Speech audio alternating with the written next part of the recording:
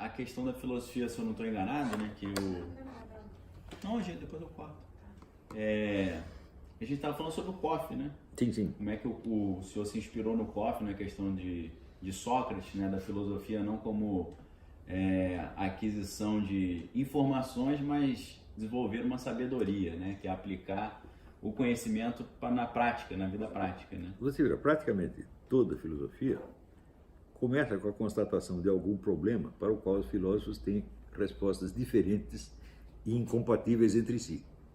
Então, muitos filósofos reconhecem isso, quer dizer, a primeira impressão que você tem da filosofia é de um caos de ideias, ninguém se entende, tá certo? Então, bom, isso pode ser até verdade. Mas, então, nós temos que perguntar, mas o que é a filosofia? O que eles estão fazendo realmente, tá certo? E, evidentemente, a maior parte dos filósofos diz, só a filosofia pode se definir a si mesma e cada um, no fim das contas, vai definir como quiser. Tá certo? Eu digo, muito bem.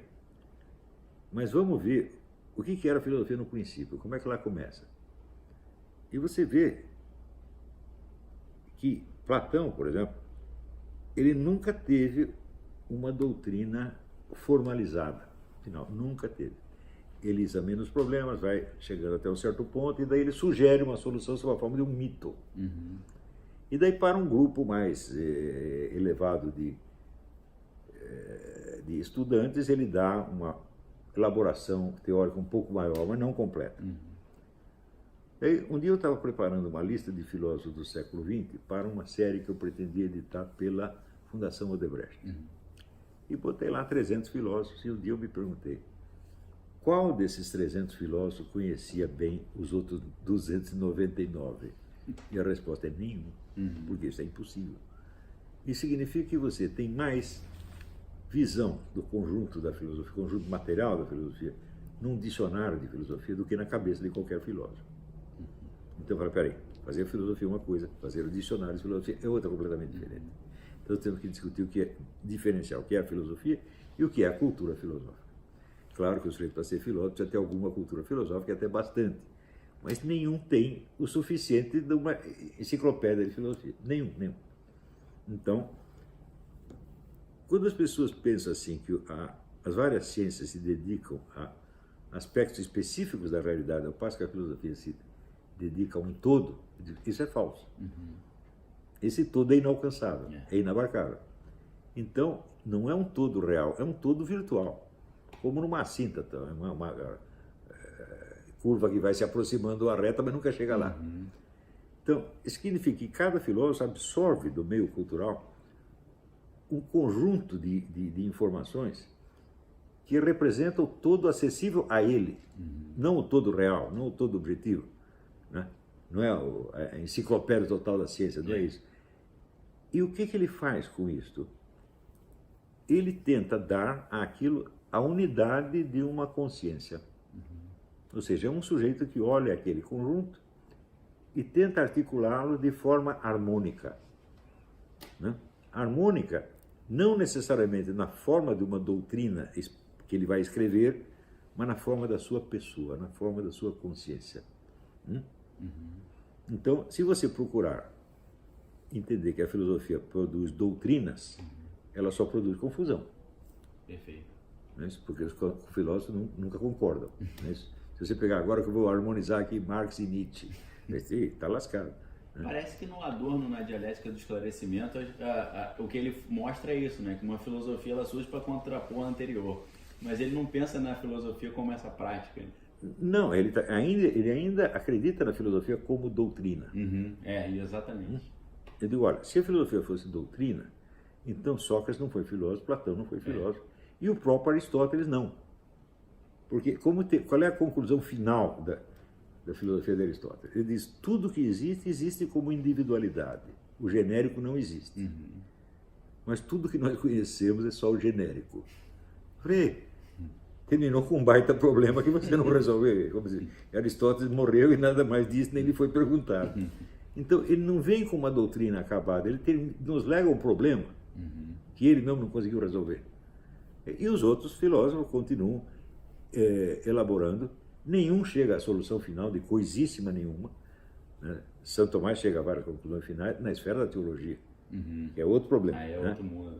Né? Mas na esfera filosófica ele também nos lega a um monte de problemas. E ele mesmo diz, veritas filia temporis, a verdade é filha do tempo. E quando termina o tempo? Nunca termina, portanto, nós nunca terminamos de conhecer a verdade. Né? Então, eu pensei, bom, eu vou ter que arriscar aqui uma concepção pessoal da filosofia. Mas se você não tem uma concepção pessoal da filosofia, você não é um filósofo de jeito nenhum. Você é apenas um estudioso de filosofia, um erudito de filosofia, um professor de filosofia, como queira chamar. Como as universidades fabricam, né? Exatamente. Fazem um monte desse tipo, nenhum é filósofo. Então, a minha concepção da filosofia é o seguinte: o objetivo da filosofia não é formar doutrinas, é formar filósofos. É isso? Ou seja, formar pessoas que são habilitadas a abarcar, vamos dizer, o conhecimento disponível para elas e dar àquilo uma forma interna harmônica. Harmônica não quer dizer logicamente coerente do começo ao fim, isso é impossível. Tá certo? Quer dizer, a harmonia também tem vários planos. Se você vê lá na minha teoria dos 4 discursos, você tem uma harmonia poética, harmonia retórica, dialética, assim por diante. E também não pode ser harmonia só da doutrina, porque enquanto o filósofo está elaborando isso, ele continua vivo. Ele ainda é uma pessoa, ele ainda é uma consciência. Então tem que ter harmonia entre a consciência vivente dele, consciência real dele, e o que ele está aprendendo e harmonizando no mundo. Então a criação desta harmonia é a criação da personalidade do filósofo. Né? Se essa atividade não existisse, o conhecimento humano viraria um caos total. Não haveria harmonia nenhuma. Perfeito. E toda a ciência que nós produzimos seria só para mandar as pessoas para o hospício. Então, esta atividade de manutenção, de esforço permanente pela harmonia interna e externa do conhecimento é absolutamente necessária para a humanidade. É a atividade cognitiva mais importante que existe. E ela não tem obrigação de chegar a uma solução doutrinal de coisa nenhuma.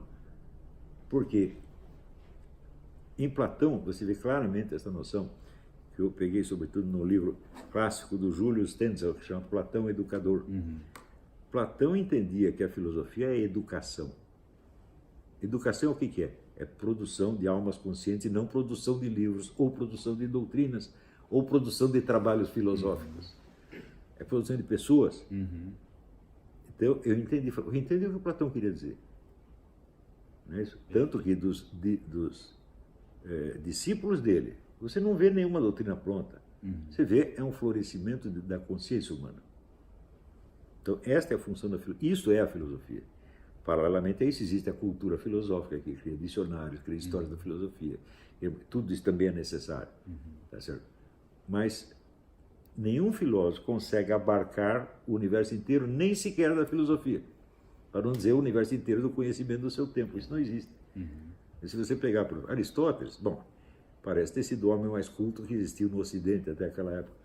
Mas o que ele sabia da filosofia chinesa, do que estavam fazendo no Egito? Não sabia nada. Né? Então, quando a gente compara, vamos dizer, a massa de conhecimento disponível numa certa época e o volume exíguo, modesto de conhecimento que um filósofo tem, você entende que ele não está tentando abarcar o conjunto do conhecimento existente, mas tentando harmonizar o conjunto do conhecimento que pôde chegar a ele. E com isso ele mantém a integridade da sua consciência e lega aos outros a técnica da manutenção da integridade da consciência.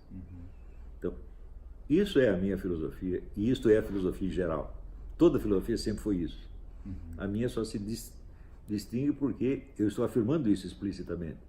Muitos outros fizeram isso e nem perceberam que estavam fazendo isso. Está afirmando e está executando. Afirmando e executando. E por isso mesmo é que o meu curso é do jeito que é. Entendeu? Quer dizer, eu não passo doutrina pronta de coisa nenhuma. Eu levanto o problema, discuto um pouco, esqueço, volto dentro de uma tremenda volta, retorno lá. Volto muito à questão da situação concreta vivida. Pode ser com situação social, psicológica, médica ou política. Tá certo? A situação, vamos dizer, o que marca a capacidade do filósofo não é a grandeza da sua doutrina, nem a coerência da sua doutrina, mas a harmonia interna entre o processo cognitivo e o processo real existencial. Não é isso? E eu pretendo criar pessoas assim, e estou criando. Já provei que isso é possível e que isso funciona.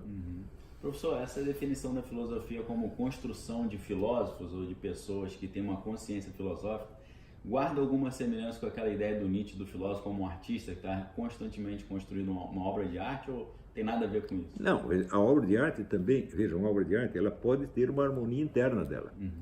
Mas o artista, na hora que ele terminou a obra, ele não precisa ser harmônico com a sua obra. Entendi.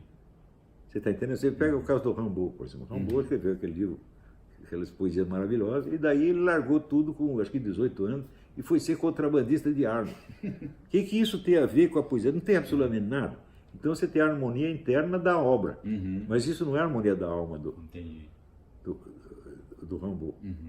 O artista, quando ele termina a sua obra, ele não tem nada, ele não deve nada a ela. Está feito. Nós é que devemos a ele, obrigado, ele fez isso aí. Ele pode esquecer tudo no dia seguinte. É como o Wittgenstein, né, que fez o Tractatus lá e achou que tinha resolvido o problema da filosofia e foi morar num mosteiro. E depois desistiu de tudo. Largou. Né? Quer dizer, ele primeiro queria criar a linguagem científica perfeita. Depois chegou, não dá, então só existe a linguagem banal do dia a dia. Então, os meros jogos. Né? Então, assim, ele é um camarada de um imenso talento filosófico, mas ele não chega a ser um filósofo nesse sentido. Ele desistiu. Entendi. Não é isso? Valeu, professor.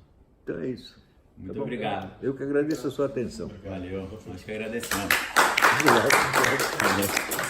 Obrigado.